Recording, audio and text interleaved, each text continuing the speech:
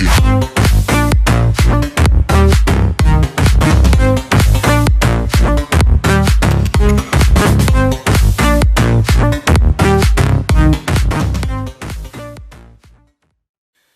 guys, welcome back to the Wild Protea after sort of a 3-week hiatus. Yeah, sort of quite a lot of things going on in my life at the moment. Been sick for a little bit. Don't worry, it wasn't a vid.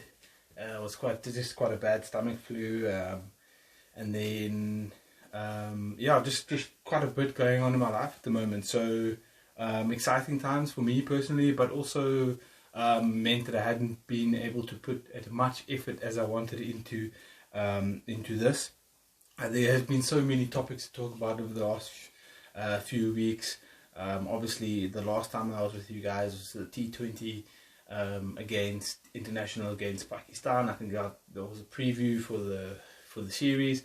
Obviously, we lost that series, but I thought there were some good positives in that series. Henrik Claessen's captaincy for one, and then obviously the CSA T20 challenge, which took place sort of over the last 2 weeks, which ended last week with the Lions coming out victorious. So a lot of stuff to talk about, but on my mind today, the domestic restructure. We'll get into other things a bit later on, maybe later this week as well.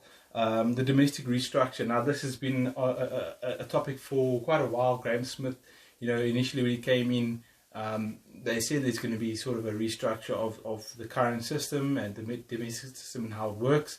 So the announcement was made today. There'll be 2 divisions, Division 1 and Division 2.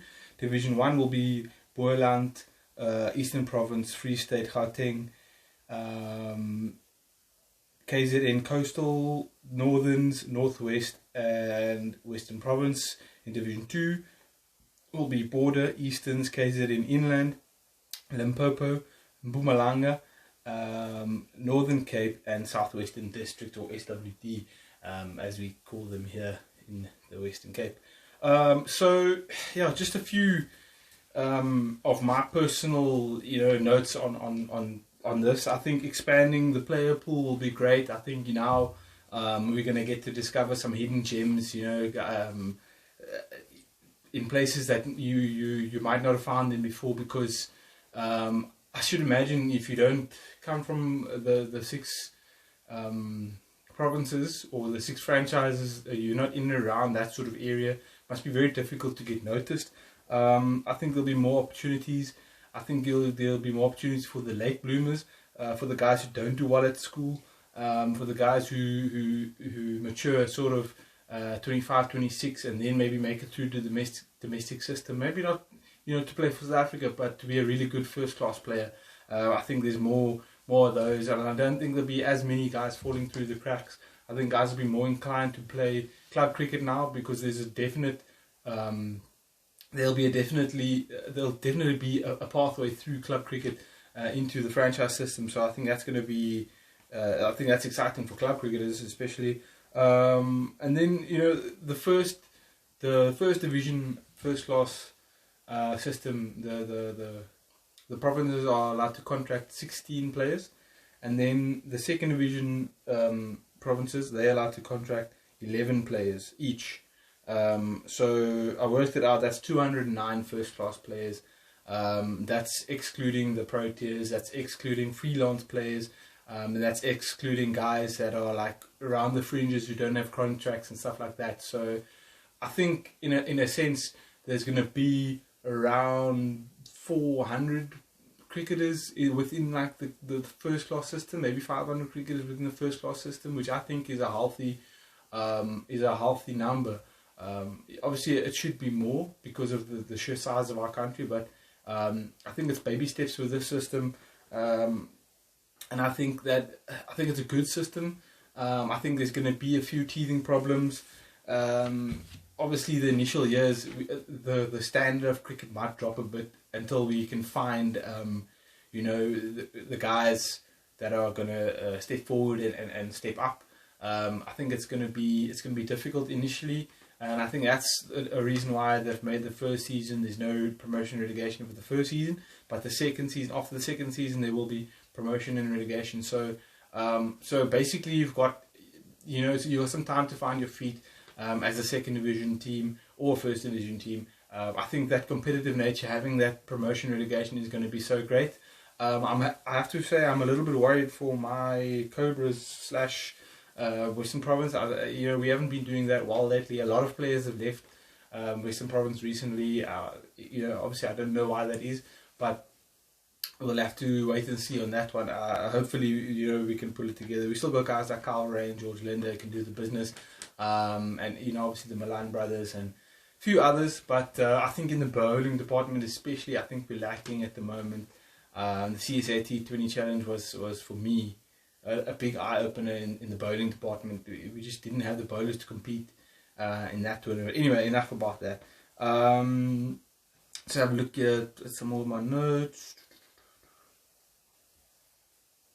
I think overall it's going to be it is a step in the right direction. I definitely think that some people might say it's sort of copying the county system. Well, the county system has actually worked for quite a long time, and there are going to be opportunities for freelance players like in the T20 tournaments and stuff like that, for guys like Morris and stuff who are obviously not going to play first class cricket in South Africa for 4-day stuff. I think the guys like him and maybe Simon Harmer, Sean Abbott, a few other Colpack guys that maybe will sign freelance, or maybe like sort of almost like Colpack contracts really, where they can play here and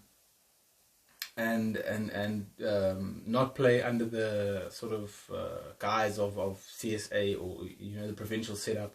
So there will be that sort of setup that some provinces will be able to afford.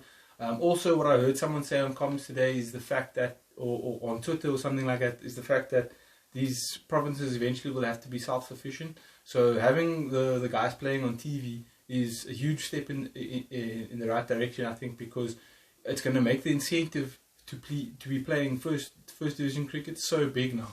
Obviously, there's going to be a lot of player movement. Guys maybe going home, like Lazard Williams, he might go home to Boerland, you never know. And then, guys from other areas. Also, it's going to uplift cricket in places that maybe there wasn't much cricket played before. So hopefully it's going to expand the game, it's going to generate a bit of interest. And like I say, hopefully it's going to filter down to club cricket. More details. I'm sure we'll get more details in the coming weeks, but I did hear someone in commentary today on the Titans game saying that there's going to be no senior provincial cricket. So I think that means amateur cricket. I'm not 100% sure, but he said the under-19s will sort of feed the first class cricket. But I'm guessing that what's going to happen with the rest of the academy and that sort of stuff is all going to be filtered back into club cricket, which I think is a huge plus. I think the more club cricketers we can have, the stronger cricket will get. Because club cricket is something that there's just something about running in as a 16-year-old lighty, running in to bowl to a seasoned pro, maybe not professionally, but like a seasoned pro in the club game, and he smashes you for 3 or 4 sixes, and you're like, wow, okay, at school I was the shit, and I come to club cricket and I can't even hold a candle to these guys, and it's just the experience and talking to the guys in the change room after the game, and subtle changes in your game and stuff like that, things that they've learned over a while. And then you get the pros, from provinces that come back sometimes, and you get the overseas pros that come over from England or Australia or wherever they come from, or Ireland, wherever, or Scotland, wherever they come from. They bring that experience with them, and it's just, I think club cricket has an important role, and I think this is the first step in making club cricket important again and reviving it, if I can say that. Yeah, guys, and that's pretty much all I have for you today. Nice and short and sweet. I want to try and keep my videos as short as possible. Hashtag data must fall. But yeah, again, apologies for being away, guys. If you see this video, please like, please subscribe on YouTube. That is the Fair Digest YouTube channel. Also, guys, like my page on Facebook, the Wild Protea fan page, I think it is. Nearly up to like 120 people now following, so that's great news. And yeah, so I must just explain that this was supposed to be, this is kind of like my dream to do this. But it's become kind of a side project now. I'm gonna keep doing the videos weekly, hopefully, if I can, if I have time. And yeah, guys, just want you guys to spread the message, spread the love, and share this as much as possible so I can get recognition, so it can be my job one day. Yeah, so that is all I have for now. Have a fantastic rest of your week, guys, and I will see you again probably Friday, if we have something to talk about, but I'll find something to talk about. I think there's something on the books here, something that someone sent me. They want me to talk about the lack of cricket that's been played in the Western Cape, even though the COVID restrictions haven't actually restricted non-contact sport for a long time. So yeah, I'm delving into a bit of that, so we'll see. Other than that, guys, have a lekker week, and I'll see you probably Friday. Cheers for now. Have a good one.